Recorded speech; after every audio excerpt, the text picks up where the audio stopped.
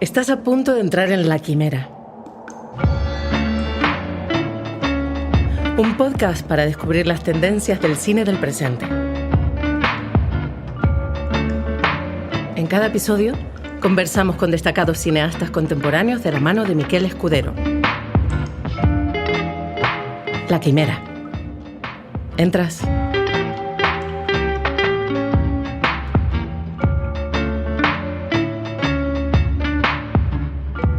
Bienvenidos a La Quimera, un espacio para conversar sobre cine con sus autoras y con sus autores. Soy Miquel Escudero y hoy estamos en compañía de Jaione Camborda.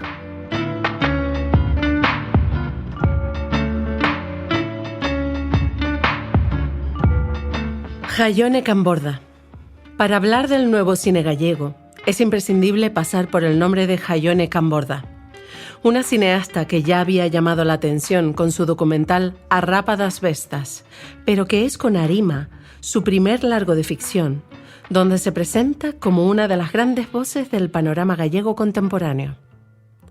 Era de esperar que la película apareciese casi sin hacer ruido, tal y como respira la propia pieza, llena de fantasmas, de sutilezas y de generosidad tras la cámara hacia sus intérpretes.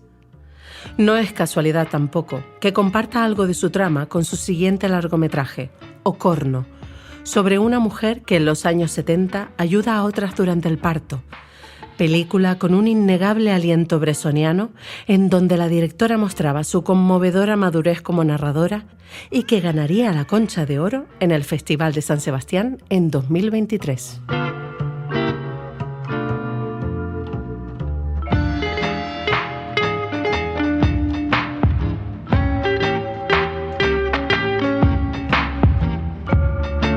Estamos con Jaione Camborda, una directora referente del movimiento conocido como el Novo Cinema Galego.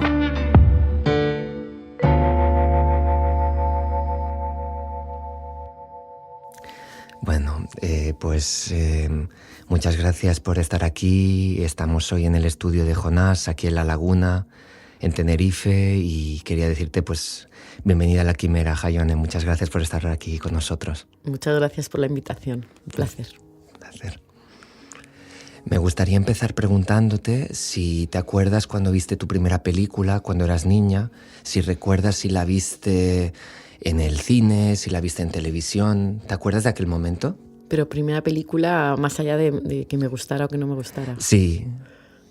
Pues yo creo que fue una de muy pequeña que me cuidaba. Habían salido mis padres al cine, iban al cine Astoria de San Sebastián todos los viernes y se quedó a cuidar una señora, la señora Lola, que era gallega. Y era una película de miedo, como de una masa gelatinosa que iba como engullendo a las personas. Ya no me acuerdo cómo se llamaba esa película, pero recuerdo tener pesadillas durante muchísimo tiempo, y es, yo creo, el primer contacto con las imágenes que tuve. Así que yo recuerde como siendo muy, muy pequeña. Seguramente fue solo una secuencia, porque no creo que esa señora nos obligara a ver toda esa película, pero recuerdo, yo soy una persona que no veo películas de terror prácticamente, a no ser que me devuelvan algo que me toque profundamente algo, ¿no? Pero no suelo ver películas de terror porque me afectan profundamente. Soy una espectadora bastante inocente, pese a que igual pueda analizar el dispositivo, analizar cómo está hecho todo.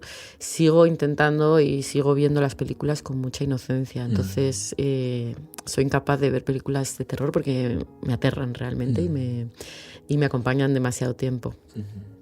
¿Y recuerdas haber hablado de eso con alguien después de haber visto esa película? ¿Lo explicaste? ¿Lo compartiste con alguien? ¿Cómo te habías sentido? Yo creo que no, que eso era realmente pequeña y eso todavía me acuerdo de esas imágenes. Igual las he transformado, ¿no? Porque al final los recuerdos siempre son parte no construida, pero todavía podría estar como viendo esas imágenes y quedaron como muy pegadas. Pero no es algo, me parece más anecdótico y creo que es la primera vez que lo recuerdo con alguien. ¿Y recuerdas después algún momento cuando empezaste a ir al cine? ¿Tú también empezaste a ir en algún momento al cine Astoria, también en San Sebastián? Sí, recuerdo mucho el cine Astoria, pero también recuerdo mucho ir a ver películas al Festival de San Sebastián. empezar a ver películas que igual me empezaban como a abrir la mente. O sea, fueron como para mí la Astoria y el Festival de San Sebastián los dos lugares donde yo empecé a descubrir más, ¿no?, el cine. ¿Y había alguna que te llamara más la atención que otra, que sentiste como que en algún momento te empezaba a abrir más la mente o te generaba algo más fuerte, algo más allá de esa experiencia? Pues recuerdo, era muy pequeña, creo que fue La pianista, ¿no? Que de repente sí que todavía tenía una edad como que de repente no la entendía bien y me empezó a abrir la mente. No sé, tengo imágenes difusas de esas primeras películas, pero sí recuerdo esa sensación, ¿no?, de esto es diferente. ¿Y hubo algún momento en que sintieras que tenías ganas de pasar del otro lado de la pantalla, es decir, empezar a crear o a dibujar tus primeras imágenes? ¿Hubo un punto en que te sucediera aquello en aquel momento? Pues yo la verdad que sí que era una adolescente inquieta, escribía mis poesías y ¿no? Y como que tenía una necesidad expresiva, pero realmente mi vocación fue tardía. Yo en principio quería ser médico, de hecho, y trabajé en ambulancias desde los 16 a los 18, era la más joven de todo Euskadi trabajando en ambulancias. Wow. Y ahí tuve mucho contacto con cosas muy fuertes, la verdad. Para una persona de esa edad, como, bueno, pues desde, ¿no?, estar en contacto con una primera muerte o con un montón de cosas que son bastante fuertes, ¿no? Pero bueno, la vida me llevó, como que me descolocó, tuve una adolescencia compleja y acabé un poco perdida y me enamoré en comunicación audiovisual finalmente de la fotografía analógica. Y ahí fue cuando realmente tuve ese amor un poco por la imagen. O sea, es algo que yo creo que me salvó de una crisis un poco que estaba viviendo de sentido, de orientación, ¿no? Y esa imagen acabó empezando, o sea, empecé a explorarla en imagen en movimiento y acabé un poco, yo me enamoré del cine especialmente también por el cine experimental. Sí. Recuerdo, por ejemplo, un arrebato así con Maya Deren, sí, que me hizo un poco también pues querer explorar más y quizás ahí es cuando empecé a pensar que podía ser mi lenguaje, ¿no? ¿Y hubo en algún momento, por ejemplo, en ese periodo de fascinación por Maya Deren, que tú pensaras en hacer algún primer cortometraje? ¿Cómo llegó aquello? ¿Cómo fue aquel momento? Pues luego seguí explorando la imagen, tuve la suerte de poder estudiar también en FAMU, que también tuve asignaturas fascinantes sobre cine y animación experimental. Y entonces eso, bueno, y tuve al alcance pues poder rodar. También fui creando como grupos de trabajo, ¿no? Recuerdo también hacer mucha dirección de arte para otros cortometrajes. Y ahí, bueno, pues como que comencé a flirtear con la idea de hacer cine, ¿no? Y allí cuando llega ese primer cortometraje que tú consideras que... ¿Cómo fue para ti el primer momento de poner la cámara en un lugar, de decir de qué manera ibas a articular lo que querías decir? ¿Cómo lo viviste aquello? O sea, yo todo el periodo académico lo viví como académico, ¿no? Y siempre, o sea, exploré muchas cosas, pero pienso que yo sitúo como mi primera pieza Nimbos, que es una pieza de 1 minuto, pero que para mí es como... Bueno, como un decálogo de intenciones en el cine, ¿no? Retrata en Super 8 a un niño que está mirando un fuego y que está seducido por ese fuego, por esa luz, por ese movimiento cimbreante, ¿no? Pero que a la vez hay algo en su mirada no sé, abrumador a la vez, ¿no? Y temeroso en ciertas sensaciones. Entonces, bueno, me gustaba un poco esta cuestión de la luz también. Me parecía que era una analogía con el cine y con cómo yo quería observar desde esa inocencia también, ¿no? Esa esa fascinación. Y bueno, me pareció un punto de arranque, ¿no? Como una especie de haiku muy sencillo, sí. con el que arrancar, pues eso, mi carrera. A mí me interesa mucho Nimbos, sobre todo me gusta la manera en la que tú decides poner la distancia, ¿no? Con ese niño y cómo la luz va cambiándole el rostro, ¿no? Y cómo va pesando sobre su rostro y a la vez vamos viendo cómo su mirada va cambiando, ¿no? Y sí, y por eso te quería preguntar también por eso, ¿no? Cómo tú decides, ¿no? La distancia que vas a tomar con respecto a ese niño, dónde vas a poner la cámara. También hay un punto que es formalmente claro, la decisión de ponerlo lateral, también se ve el rostro desde el lado. No sé cómo... Sí, la distancia es algo, ¿no? Yo creo que vas como explorando también a lo largo de toda tu carrera, que es un elemento muy, muy importante, que tiene que ver en gran medida con tu forma de percibir el mundo y con tu caligrafía personal también, ¿no? Y por supuesto también algo que te va pidiendo también cada escena o cada película, ¿no? Pero sí que hay algo... O sea, me gusta estar cerca y lejos. Con la cámara soy una persona que tiende también bastante al teleobjetivo. Me sitúo con un cierto espacio, pero me acerco mucho a ellos y así les permito mucho movimiento y me permito también danzar con lo que está sucediendo, ¿no? Exacto. Y eso es algo que bueno, que en general, sobre todo en mis piezas experimentales, trabajo mucho y que luego se han también convertido en mis escenas narrativas, ¿no? Totalmente. De hecho, creo que es algo que tiene que ver, que es algo como eje central también de tu trabajo, para mí, o al menos como lo veo así, que tiene que ver con la mirada, ¿no? Tiene que ver dónde pones tú la mirada y también el hecho de que cuando tú miras también puedes ser mirado, ¿no? Y digamos es ese pacto tácito, ¿no? Entre ti y lo que estás filmando, que hay algo que opera, hay una especie de magia, algo de ambigüedad, que ahí es donde también empieza a crecer el relato, ¿no? Sí, y me gusta estar cerca de los cuerpos, me gusta estar viendo qué sucede en ese lugar del silencio, de la aparente quietud. Entonces me gusta estar sigilosa, ¿no? Pero al lado, acompañando. Y bueno, esa es la distancia en la que he encontrado, ¿no? Hasta ahora. Y luego con respecto a otras piezas como Lilith y todo, o sea, después de Nimbos te planteabas, querías seguir explorando esa cuestión también. Sí, hay varias piezas en el terreno, pues, de mis primeros trabajos que exploro mucho la duración corta, ¿no? Como la idea de, como hablábamos un poco del haiku o del impacto, ¿no? En un tiempo y de trascender y que incluso que esa imagen adquiera otra dimensión, ¿no? En muy poco tiempo. Y bueno, Lilith quizás es uno de esos trabajos junto a Nimbos. Pero sí que poco a poco también van entrando en esas piezas cortas pues un interés también por explorar lo animal, ¿no? Exacto. Y el ser humano, o el ser humano animal, digamos. Sí.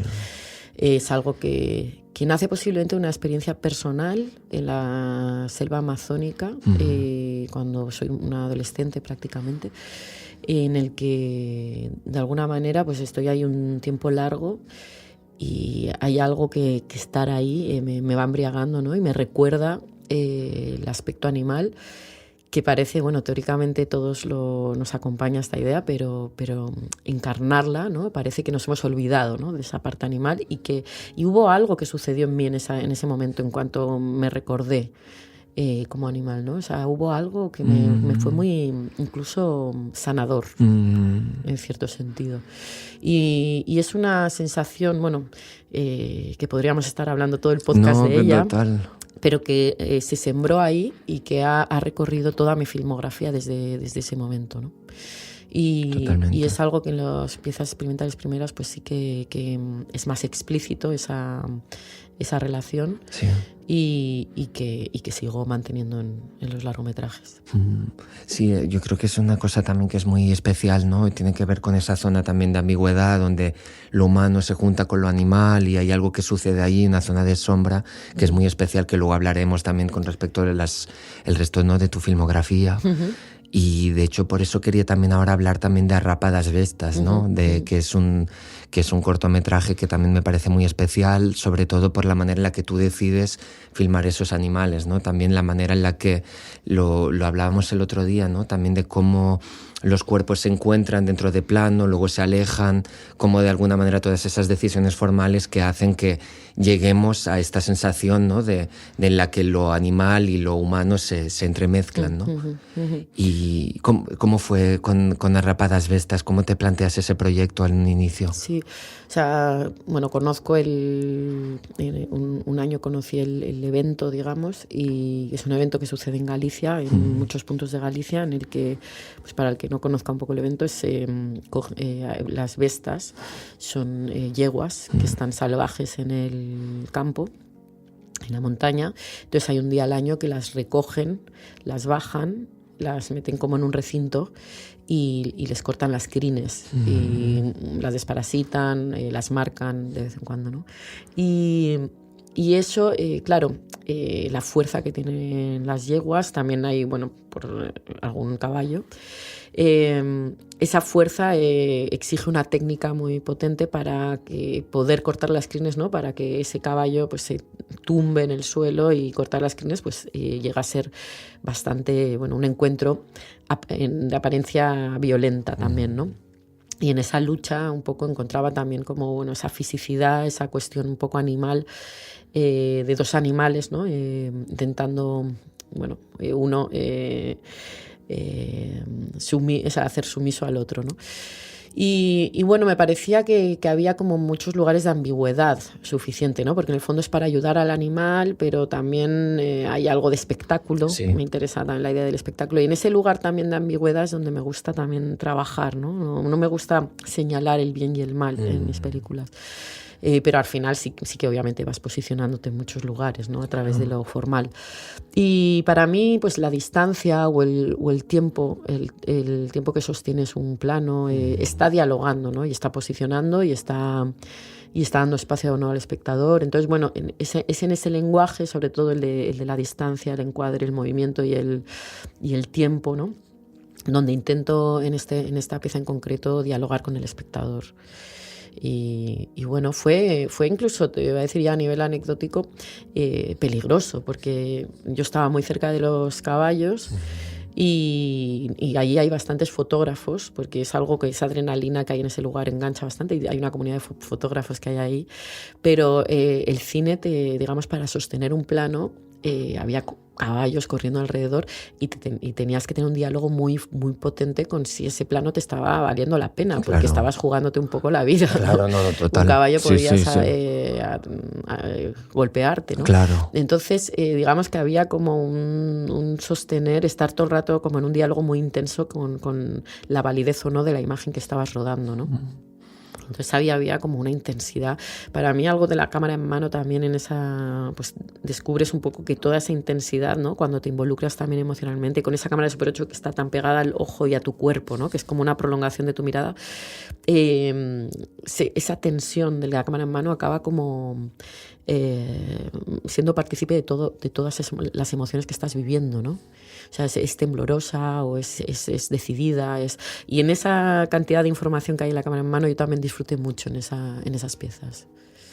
Es bonito esto que dices. De hecho, hay un plano que me parece muy especial, ¿no? En de Arrapadas Vestas, que hay un momento en el que vemos también cómo le están retirándose la crin a una de las yeguas y tú estás muy cerca, ¿no? Y pasamos mucho tiempo, ¿no? Con esa yegua y la vemos también un poco como la expresión, cómo va evolucionando, ¿no? Y sí, me parece como muy especial de alguna manera. Es como si también la yegua también te estuviera devolviendo la mirada, ¿no? Sí, también te está mirando también a ti. Y justamente en ese plano yo creo que hay una deliberada intención temporal respecto al ritmo que llevan los anteriores planos, que está dialogando también con el propio espectador.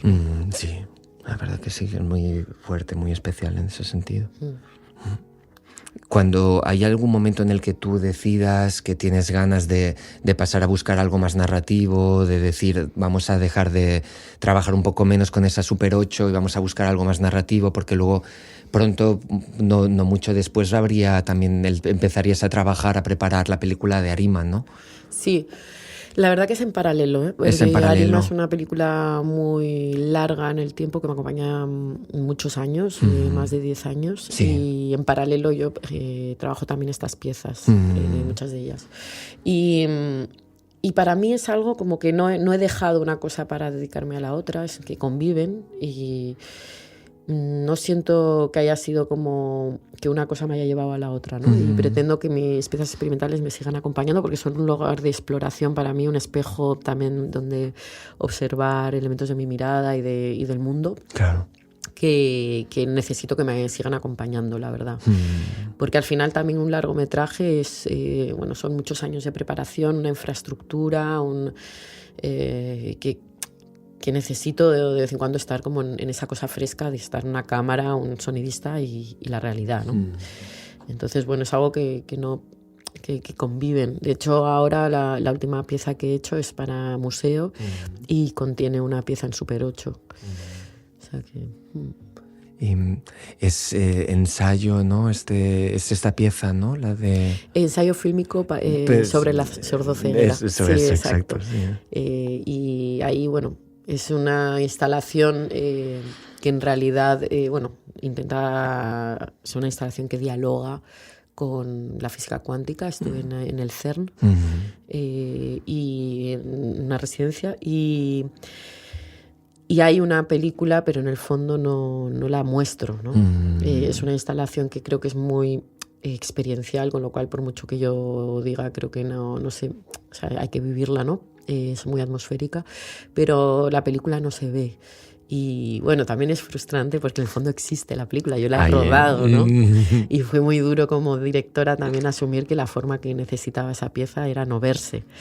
Y bueno, está rodada con mucho cariño y bueno, no sé, quién sabe, dentro de muchos años igual le doy otra forma y se puede ver el otro lado, no lo sé. Sí.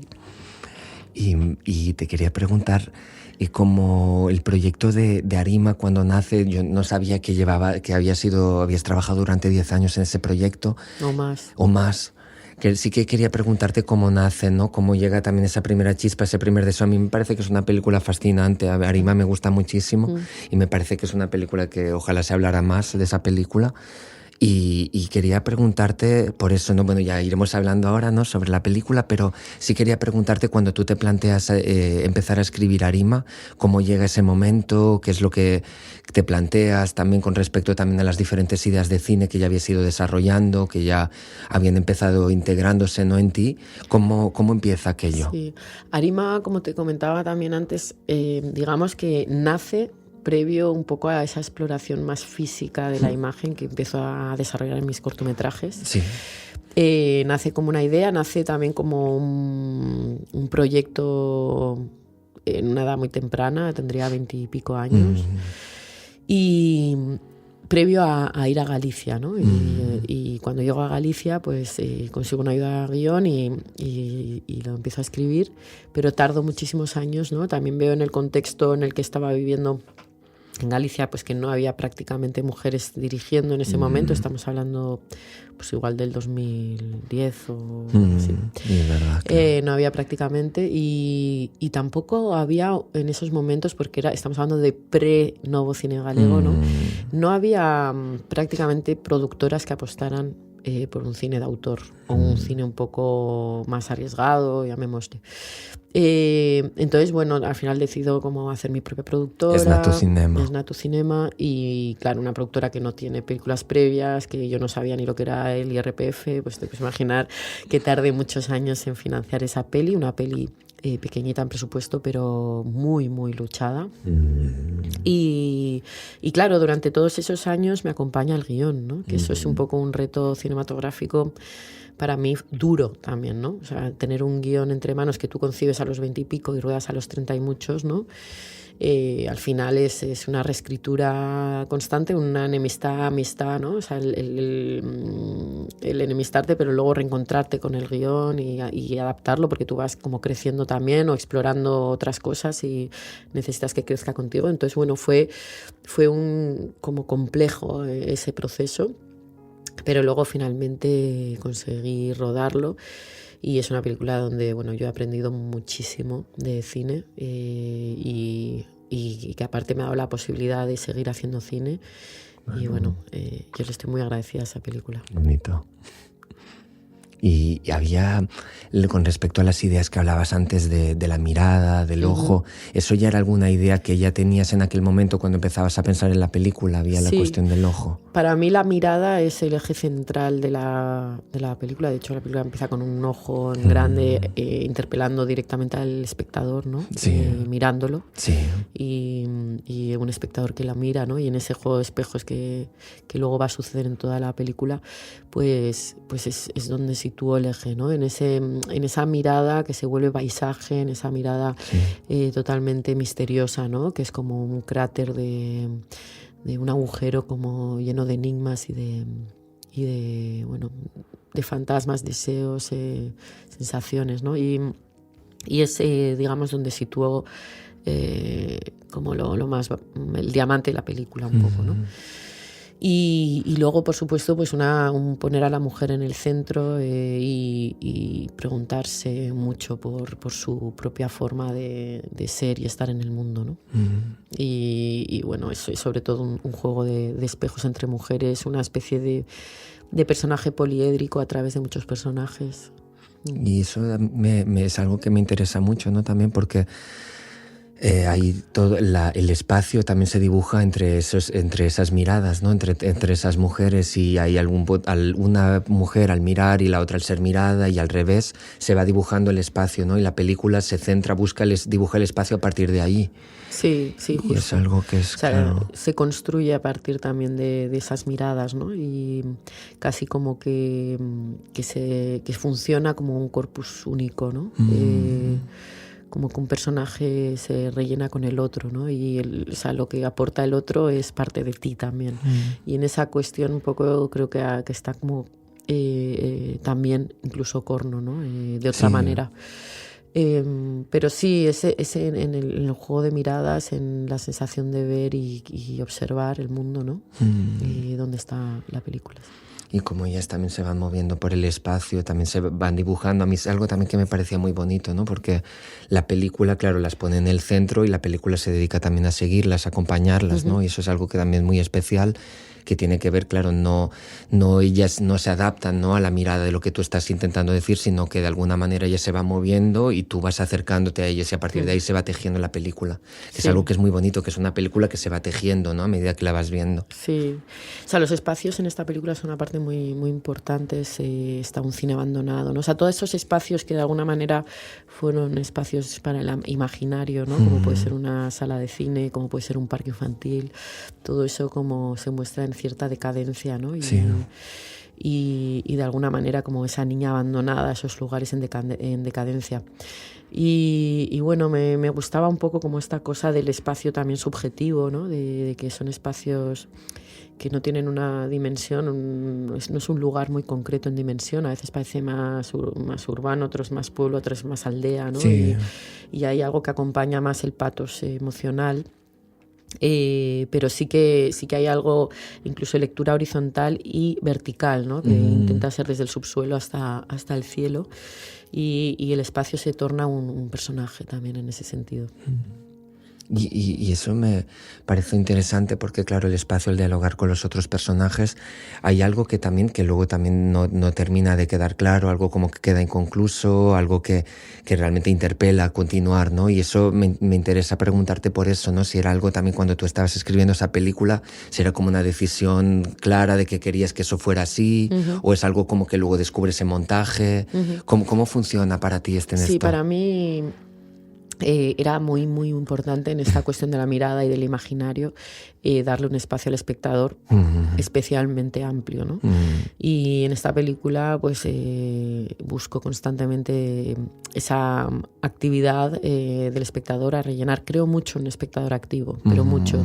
Me parece que en gran medida el mal de nuestros tiempos es la pasividad, y creo mucho en aportar actividad al mundo en ese sentido, ¿no? O sea, posicionamiento, actividad, estimulación creativa y de ideas y física también, ¿no? Incluso me gusta pensar en un espectador que se mueve en la butaca, incluso, ¿no? Cuando estoy escribiendo, cuando estoy rodando.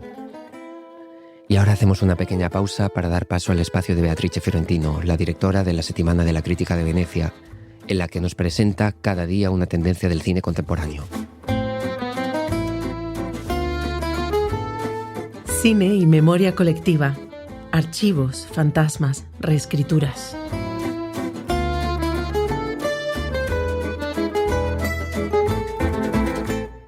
Cierto cine contemporáneo está obsesionado con sus fantasmas. Archivos familiares, imágenes olvidadas, vídeos institucionales, películas fuera de circulación. Todo vuelve a la superficie como si el presente necesitara rodearse de pruebas, de huellas, de restos. Durante décadas, la imagen cinematográfica fue entendida como testimonio, garantía de que algo había sucedido. El archivo funcionaba como depósito de verdad y como soporte estable de la memoria histórica.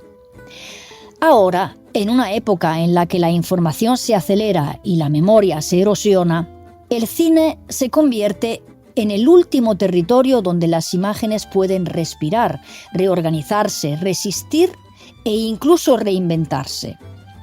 Quizá por eso el cine de hoy no trabaja con el archivo como quien consulta un depósito, sino como quien abre una herida. Radu Jude es uno de los cineastas que mejor encarnan esta pulsión. En Do Not Expect Too Much from the End of the World o Uppercase Print, el archivo no se usa para reconstruir la historia, sino para dinamitarla. Jude yuxtapone anuncios corporativos, filmaciones domésticas, propaganda institucional y fragmentos pop para exponer la violencia que anida en las imágenes que heredamos. Lo que antes parecía documento, ahora se revela como ideología, como dispositivo que organiza la memoria pública. Jude no ilustra el pasado, lo somete a un cortocircuito que evidencia cómo cada imagen contiene una estructura de poder. Su cine demuestra que el archivo no es neutral, sino un campo minado. Muy distinto, aunque complementario, es el gesto de Kleber Mendonça Filho, autor cuya obra entera, desde Neighboring Sounds a Aquarius, pasando por la reciente O Agente Secreto, está atravesada por una misma pregunta: ¿cómo se inscribe la memoria en los espacios que habitamos? Sus películas vuelven una y otra vez a la geografía emocional y política de Recife, a sus edificios, sus barrios, sus transformaciones urbanas, como si la arquitectura fuera también un archivo que guarda rastros de un Brasil pasado y presente. En Pictures of Ghosts, esta intuición alcanza su forma más depurada. Aquí la memoria no pasa por documentos, sino por espacios. Las salas de Recife, cerradas, transformadas, desaparecidas, vuelven como espectros urbanos. Mendonça no busca una arqueología sentimental. Filma la mutación violenta de una ciudad donde el mercado inmobiliario se traga sus lugares de encuentro. Las salas abandonadas son ruinas vivas, contenedores de un pasado que insiste. En lugar de reconstruir lo perdido, Mendonça captura la persistencia de aquello que ya no está, como si la arquitectura pudiera recordar por nosotros. El archivo urbano se vuelve un organismo que nos ayuda a procesar. A este impulso se suman otras derivas que atraviesa el cine reciente. Por ejemplo, la recuperación de archivos coloniales, como en Dahomey de Mati Diop, donde las imágenes del expolio europeo regresan para exigir una relectura crítica. O el uso del archivo afectivo y personal, como en A Night of Knowing Nothing de Payal Kapadia, que junta cartas, vídeos estudiantiles y grabaciones domésticas para componer una memoria política que nunca fue documentada. También destacan obras híbridas que se apropian del lenguaje archivístico para revelar verdades emocionales y colectivas, como Ángel 69 de Teo Montoya, que resucita a una generación de jóvenes queer de Medellín, sacrificada ante la falta de perspectivas, a partir de un archivo de imágenes que son tanto reales como fantasmagóricas. Mirando a cada uno de estos ejemplos, la operación procede en la misma dirección. desplazar el sentido del archivo desde la ilustración hacia la confrontación. Los fantasmas no regresan para consolarnos, vuelven para incomodarnos. La imagen deja de funcionar como simple testimonio y se convierte en un material frágil, permeable al presente. Al reactivarse, revela lo que la cultura tiende a borrar: tensiones soterradas, imágenes desechadas, relatos excluidos.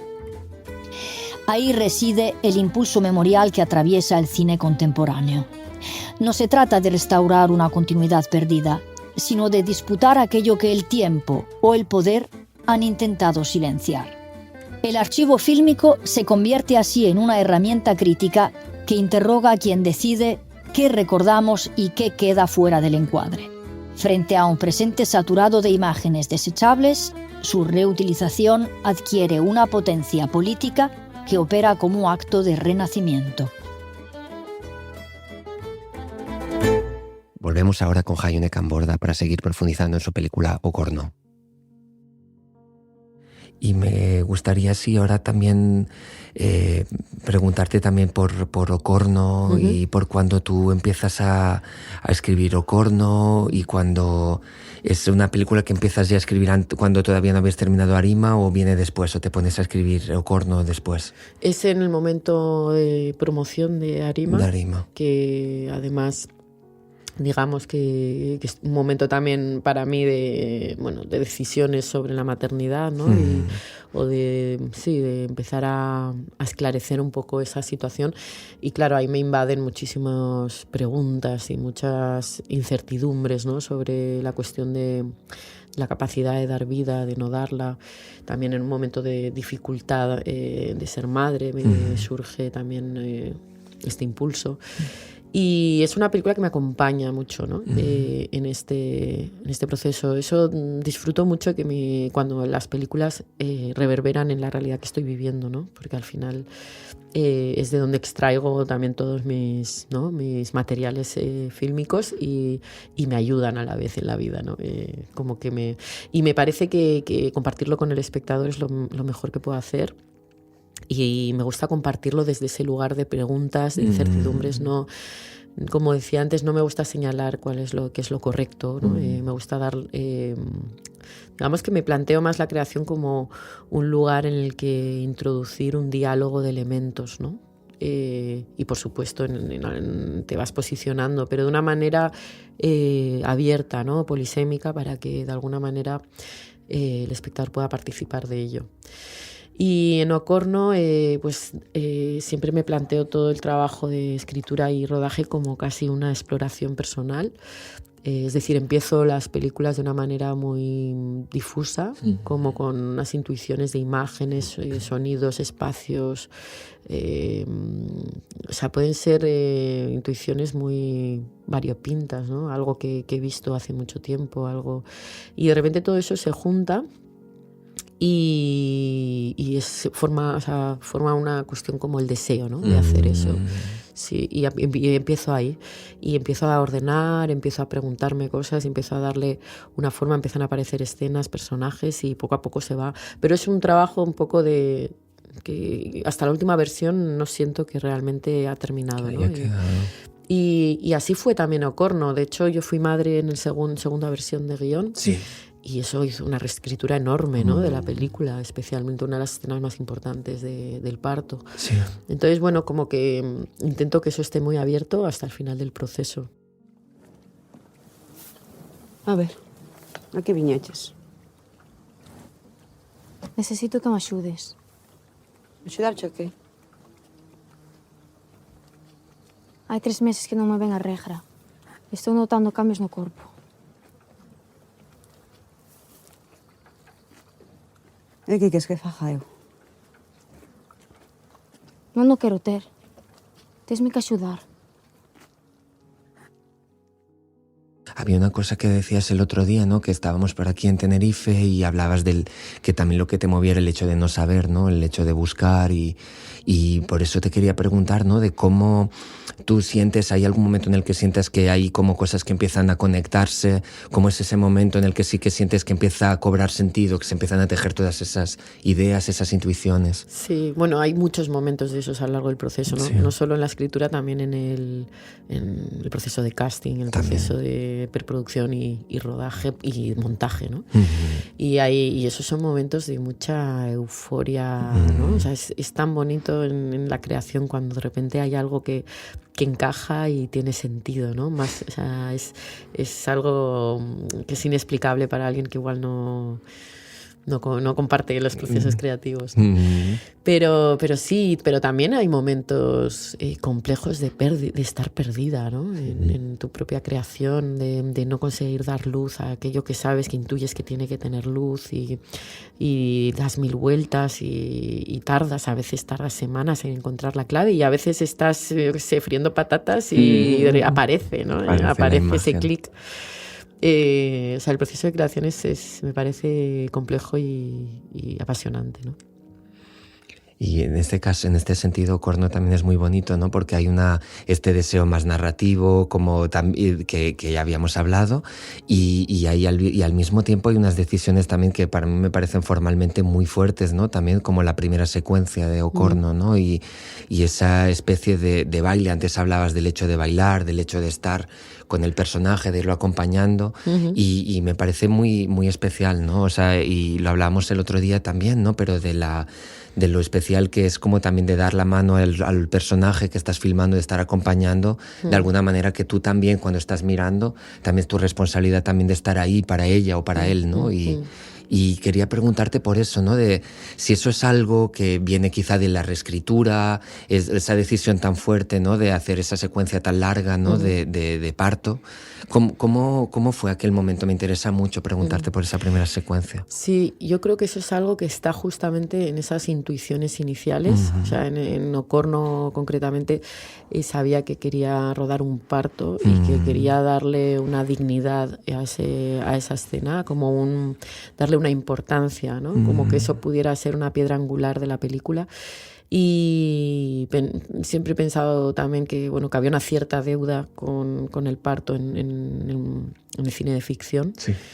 Y me interesaba, no sé, explorarlo, ¿no? Y aparte que estaba poco narrada desde la primera persona, ¿no? Y casi siempre había sido rodado por hombres y son escenas que habitualmente pues distan mucho de la realidad, ¿no? de un parto. Y me gustó como ponerlo sobre la mesa, ¿no? Sí. Quería ponerlo y darle su espacio y su importancia. Y además es que en ese lugar se podía un poco sembrar como todos los elementos importantes de la película, ¿no? De manera sutil, pero podías como ya percibir como muchos elementos que luego iban a ir flotando alrededor de toda la película. Entonces, fue deliberado desde el inicio. Y el rodaje también se le dio todo el cuidado pues temporal y de infraestructura, ¿no?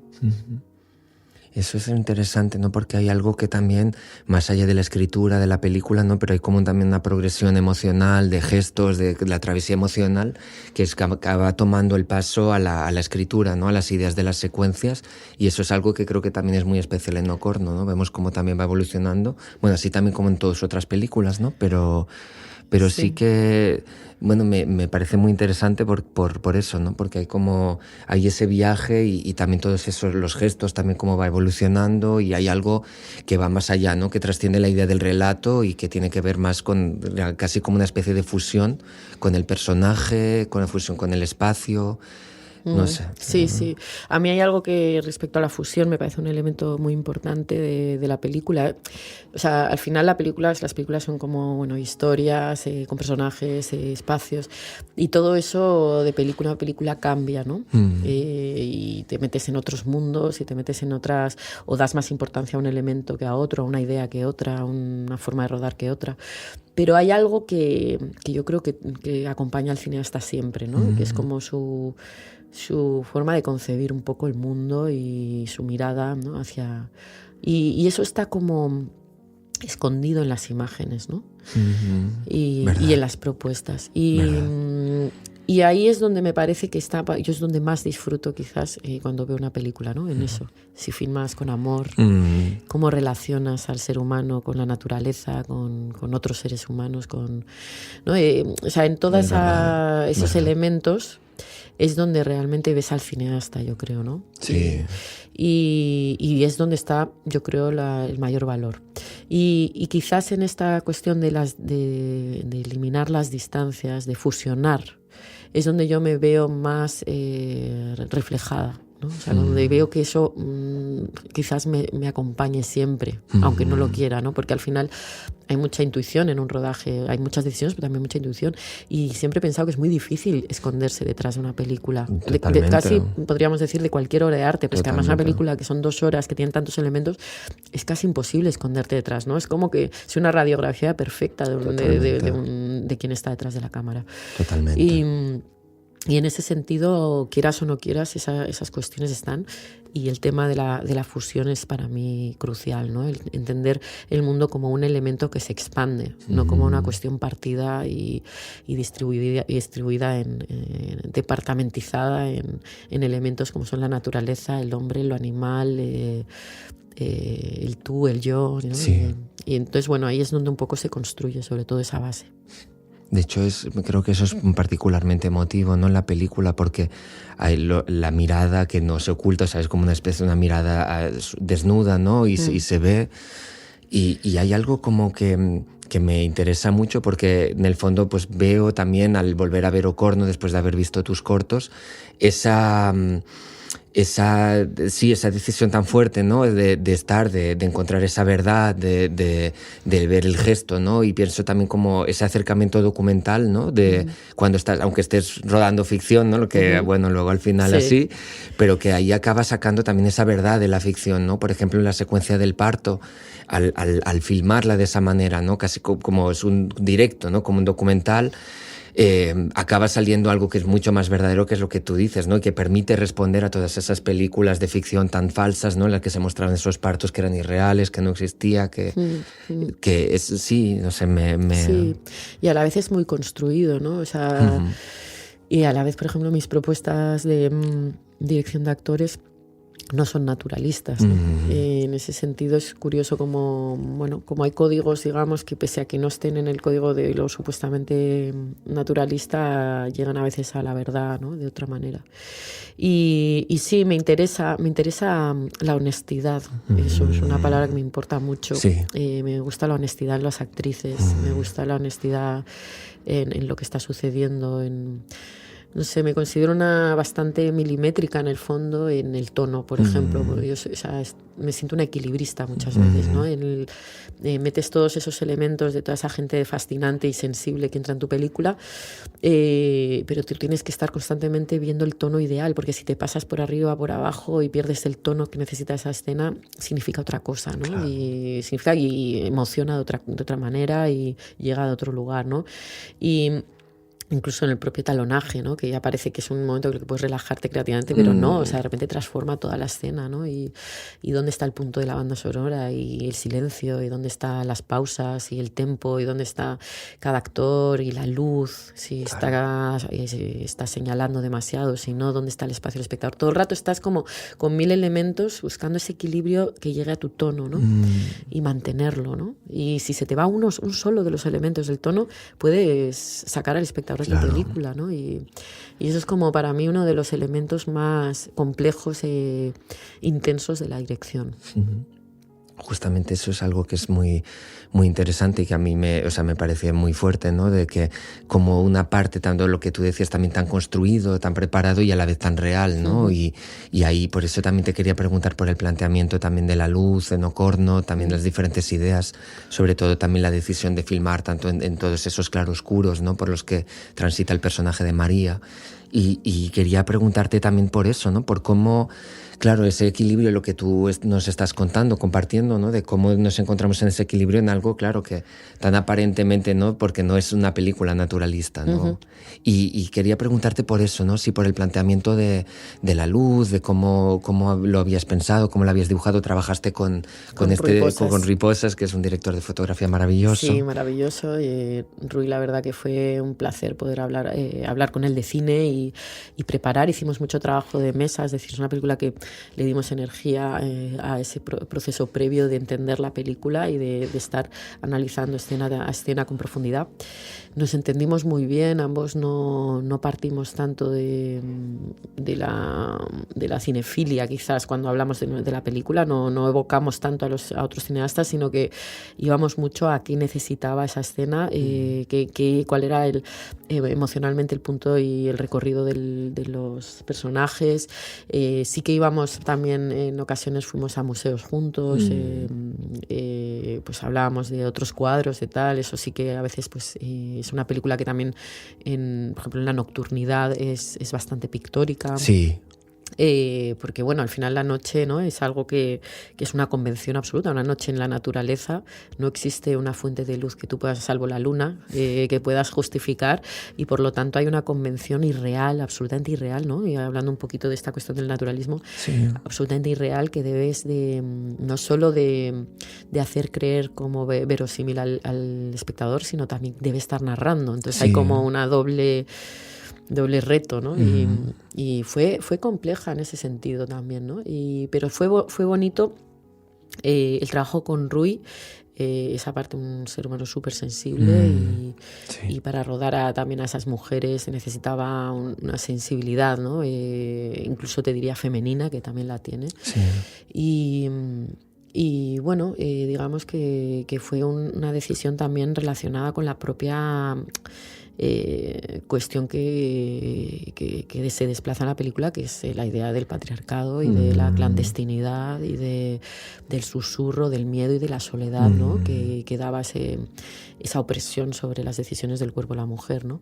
Y en ese sentido exigía también la película esos lugares de sombra, ¿no? Y se trabajaron también mucho desde ahí. Y me interesaba así como preguntarte también por todo lo que tiene que ver, sobre todo sí, con la dirección de actrices, ¿no? En este caso, ¿no? De cómo creo que es algo que es como visible, ¿no? Que hay diferentes energías, las diferentes actrices. No es lo mismo el personaje de María interpretado por Janet Novas, o también o el personaje de Luisa, ¿no? Interpretado por Carla, no sabrás. Sí, Carla Rivas. Carla Rivas, gracias. Y me interesaba preguntarte por cómo, cuando tú estabas preparando esa dirección o empezando a imaginar cómo las ibas a dirigir, cómo pensabas que se iban a encontrar las diferentes energías. Sí. ¿Será algo que ya lo preparabas desde allí? O sea, sí que la película mezcla actores profesionales o con una carrera ya en el cine, otras actrices que igual tienen cierta formación pero que no habían prácticamente trabajado en cine, nuestra protagonista que venía de la danza contemporánea, actrices como Carla, que no había hecho nunca nada de escénicas. Entonces, bueno, había como que equilibrar todo eso, ¿no? Que eso es uno de los elementos más importantes, que no haya como diferentes códigos, ¿no? Y por otro lado, también es una película que invita a lo pausado, pero a la vez a que estén muy llenos los silencios, a que haya mucho movimiento en el silencio y en la quietud. Por eso, obviamente, también mi decisión de Janet, por su presencia, pero también por su capacidad de dar movimiento, ¿no? A esos silencios. Y bueno, yo también creo mucho como, bueno, primero obviamente en lo que es un casting, pues decido a la actriz principal y empiezo a elegir a los secundarios, pues constelándolo un poco con la actriz principal, claro, ¿no? Porque muchas veces hay un actor o una actriz perfecto para un personaje, pero no tiene la energía adecuada para otro, ¿no? Y al final, pues digamos que lo hago un poco de esa manera, ¿no? Empiezo a tejer a partir del personaje principal y bueno, y en los ensayos pues no solo trabajo individualmente, sino que ya en el momento que empiezas como a juntarlos, pues hay una energía que se va como también contagiando, ¿no? Entonces el momento que tú pones también a en juego, un tempo, un algo, todo eso en los propios ensayos se va como contagiando y como una especie de mancha de aceite que se va como diluyendo entre todos y empiezas como a homogeneizar la situación, ¿no? Pero sí creo mucho en el ensayo. La verdad que de película a película siempre quiero más tiempo y espero en la siguiente aún tener más tiempo, o sea, me parece clave. Y luego sí que tengo pues ciertas herramientas. Digamos que para mí es muy importante conocer bien a los actores. O sea, dedico mucho tiempo a conocerlos, a entender sus emociones, sus deseos, sus miedos, sus pasiones. Y todo eso me suele dar herramientas para luego poder también en rodaje llevarles rápidamente, si están bloqueados, si no, a ciertas emociones, ¿no? O a ciertos estados. Pero sí, para mí es clave. O sea, para mí la dirección de actores es muy personalizada. O sea, no es que siempre tenga como una herramienta para todos. O sea, no.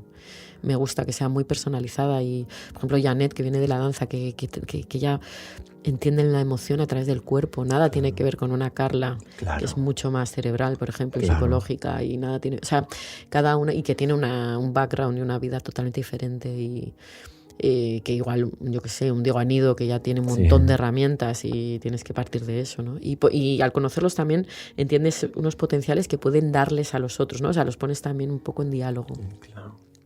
Y piensas así como de cara a la próxima película, como poder tener ese espacio para poder ensayar más, que te va a ayudar también a poder avanzar con esta exploración, ¿no? Sí, también con ellos. Sí, sin duda, claro. Y a ir más lentamente a los objetivos y a conocernos bien, a generar... O sea, para mí también es clave la confianza mutua. Claro. Y eso también se forja en el tiempo, ¿no? Claro. Y bueno, y por supuesto ir como entrando de una manera más suave al personaje, más... ¿Y qué tiene que tener un proyecto de una película para que a ti te dé ganas de entrar allí? O sea, ¿cómo llegan a ti cuando hay una idea de película, un proyecto para que tú digas, allí me voy? Sí, pues suele tener que reverberar en mis inquietudes y sobre todo en mis dudas. O sea, en estos momentos también, pues en mi próxima película necesito explorar bastante la identidad y el territorio. Es algo que me ha acompañado toda mi vida. Yo soy de Euskadi y crecí en un momento convulso de Euskadi. Sí. Mi padre es peruano, mi madre es catalana.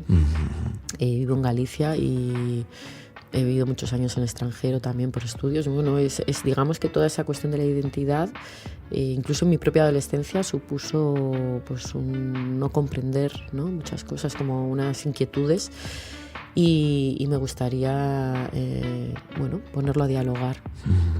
Que luego seguro parece que la identidad es algo muy cerebral, pero no, me gustaría llevarlo al cuerpo y a la tierra también. Bueno. Muchísimas gracias por tu generosidad, ha sido un placer enorme. Muchas gracias, Jaione. Muchas gracias a ti, Miki.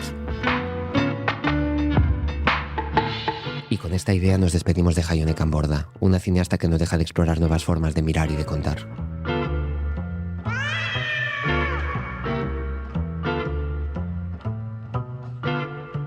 La Quimera, un podcast producido por el Instituto de Formación e Investigación Cinematográfica con el apoyo del Ministerio de Cultura del Gobierno de España. Descubre a más cineastas contemporáneos escuchándonos en tu plataforma de podcast favorita o en nuestra web podcastlaquimera.com.